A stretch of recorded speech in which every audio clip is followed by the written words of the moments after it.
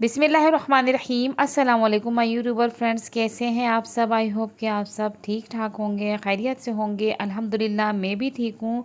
और कराची का मौसम बहुत ही सुहाना हुआ है, बारिशें हो रही हैं, मौसम थोड़ा ठंडा हो गया है। वरना कुछ दिनों पहले तो इतनी गर्मी थी यहाँ पे, लेकिन अब मौसम बहुत ही अच्छा हो गया है। ठंडी ठंडी हवाएं चल रही हैं और बरसात के साथ पकोड़े ना हो तो मज़ा ही नहीं आता है। तो आज आपके साथ बरसाती पकोड़ों की रेसिपी शेयर कर रही हूँ।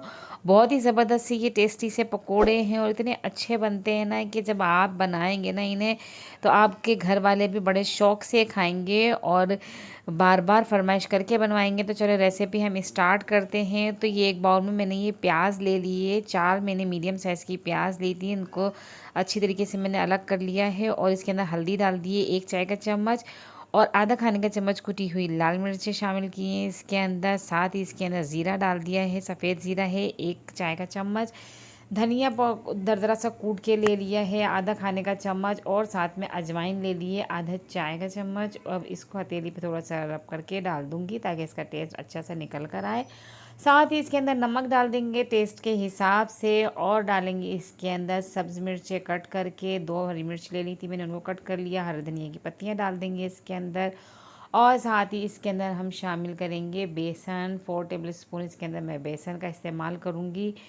तो ये डालने के बाद अब हाथों से अच्छी तरीके से इसको हमने मसलना है ताकि जो प्याज का अपना पानी है उसके साथ ही अच्छी तरीके से बेसन जो है हमारा इसके अंदर मिक्स हो जाए और सारे स्पाइसेस जो हैं वो भी। फिर इसके अंदर पानी की नीड हो तो थोड़ा थोड़ा सा पानी आप इसके अंदर शामिल करें। ये देख सकते हैं आप, मैंने हल्का सा पानी का इसके अंदर मैंने छिड़काव किया है और उसके बाद इसको अच्छी तरीके से मैं इसको मसल के इसको मिक्स कर रही हूँ ताकि बेसन जो है अच्छे से कोट हो जाए हमारी जो प्याज है ना इनके ऊपर। और ये देख सकते हैं आप, ये एक अच्छी तरीके से ये सब तैयार हो चुका है। थोड़ा ये ठीक ही है, इसको ऐसे ही रहने देंगे क्योंकि थोड़ी देर हम इसको रखेंगे तो मज़ीद ये सॉफ्ट हो जाएगा। तो अब एक और बाउल ले लिया है और उसके अंदर ये मैंने 2 पोटैटो ले लिए थे, बॉईल कर लिया था, इनको पील कर लिया है। उसके बाद आपके पास मैशर हो या फिर आपके पास मैशर ना हो तो आप ऐसे ग्लास की मदद से भी ईज़िली इसको आराम से मैश कर सकते हैं। तो ये सारे आलू ये आप देख सकते हैं मैश हो गए हैं। अब जो है इसके अंदर हम डालेंगे स्पाइसेस। सबसे पहले इसके अंदर नमक शामिल करेंगे टेस्ट के हिसाब से। 1 चाय का चम्मच इसके अंदर कुटी हुई लाल मिर्च डालेंगे, आधी चाय का चम्मच इसके अंदर ब्लैक पेपर डालेंगे और साथ ही कुटा हुआ धनिया डाल देंगे 1 चाय का चम्मच और हरी मिर्ची डाल देंगे। 1 हरी मिर्च कट कर ली थी वो डाल दी, हरे धनिया की कुछ पत्तियाँ डाली हैं। अब इसके अंदर डालेंगे मोज़रेला चीज़ ले लिए मैंने, वो इसके अंदर ग्रेट करके डाल देंगे। बहुत अच्छी लगती है जब ये बाइट्स तोड़ते हैं ना तो इसके अंदर जब मुंह में आती है ना तो बहुत ही अच्छी लगती है। तो ये डाल दिए और अच्छी तरीके से इसको हम मिक्स करेंगे। मेरे बच्चे तो इसे बहुत ज़्यादा शौक से खाते हैं और चीज़ की वजह से कुछ ज़्यादा ही शौक से खाती मेरी बेटी।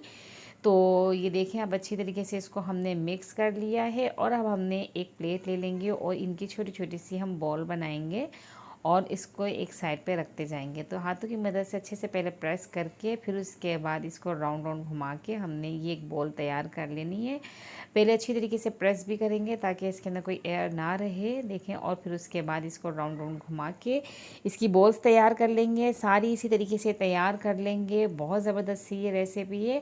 रेसिपी पूरी देखनी है आपने बिना स्किप किए और बिल्कुल स्टेप बाय स्टेप ऐसे ही बनाना है। हाथों को मैंने हल्का सा ग्रीस कर लिया है और उसके बाद प्याज का जो हमारा मिक्सचर था उसको हमने अच्छी तरीके से हाथ के ऊपर, ये देखिए मैंने पतली से एक लेयर फैलाई है और उसके ऊपर मैंने बॉल रख के इसको अच्छी तरीके से कवर कर दूंगी ताकि ये हमारी जो पोटैटो को जो बॉल है ना ये अच्छी तरीके से अंदर फिल हो जाए और हमारी ये जो प्याज का मिक्सचर है ये आराम से इसके ऊपर लग जाए। ये देखिए अच्छे से ये बड़ी थोड़ी बॉल तैयार हो गई है। अब इसे प्लेटर में रखते जाएंगे। सारी इसी तरीके से पहले हम तैयार कर लेंगे ताकि जब हम इन्हें फ्राई करें तो जल्दी से आसानी से ये फ्राई हो जाए। और अगर हम हाथ के हाथ तैयार करेंगे और फ्राई करेंगे तो जो पहले डालेंगे वो जलना शुरू हो जाएंगे। तो इसलिए पहले से सारी आप इनको तैयार कर लें, उसके बाद ऑयल गरम करें और ऑयल के अंदर इसको डालते जाएं। आराम आराम से डालें ताकि हमारी ये जो बॉल्स हैं ना ये एक दूसरे से चिपके नहीं, हमारे पकोड़े जो हैं अलग अलग और अच्छी तरीके से सब जगह से सीखे हुए हों। तो आराम आराम से इसको आपने ऑयल के अंदर डालना है। एहतियात भी करना है कि ऑयल उछल के आपके ऊपर ना आए, हाथों पे ना लगे। तो ये आप देख सकते हैं कितनी इजीली ये अलग हो रहे हैं, एक दूसरे से चिपके नहीं हैं और इनके ऊपर कलर आना शुरू हो गया है। मीडियम फ्लेम पे मैं इसको फ्राई कर रही हूँ, बहुत ज़्यादा हाई फ्लेम पे हमने इसको नहीं फ्राई करना है। हाई फ्लेम पे करेंगे तो बहुत जल्दी ऊपर से कलर आना शुरू हो जाएगा। तो इसलिए थोड़ा मीडियम फ्लेम पे आपने इसको फ्राई करना है और जिन पे अच्छे से कलर आ जाए उनको आप निकाल लें और किसी स्ट्रेनर में अच्छी तरीके से इनको रख दें ताकि इनका एक्स्ट्रा जो ऑयल है वो इसमें से निकल जाए। तो ये आप देख सकते हैं मैंने इसमें से निकाल के स्ट्रेनर में रख दिया है ताकि आराम से इसका ऑयल जो है वो निकल जाए। और बाकी जो दूसरे जिन पे अभी कलर अच्छे से नहीं आया है उनको मज़ीद मैं फ्राई करूँगी ताकि ये भी अच्छे से इन्हीं कलर के हो जाए, सेम कलर के। तो ये देखें सारे हमारे पकोड़े तैयार हो गए हैं। इसको चटनी के साथ आप सर्व करें। बहुत ज़बरदस्त सी रेसिपी मैंने आपके साथ शेयर की है। कैसी लगी आपको मेरी रेसिपी? मौसम के हिसाब से मैंने ये आपके साथ शेयर किए और मौसम के हिसाब से पकवान बनाने चाहिए ताकि घर वाले भी खुश हो जाएं और ऐसे ही अपने दस्तरखानों को अच्छे अच्छे खानों से सजाते रहें। मेरे चैनल पे नए हैं तो मेरे चैनल को सब्सक्राइब कर दें, साथ ही बेल आइकन को भी प्रेस करें ताकि मेरी हर आने वाली वीडियो आप तक जल्द से जल्द पहुंच सके, ताकि आप भी ऐसे ही लजीज खाने अपने घर में बनाएं, अपने घर वालों का दिल जीतें और मेरी वीडियो को देखते रहें। और मुझे दीजिए इजाज़त। अल्लाह हाफिज़।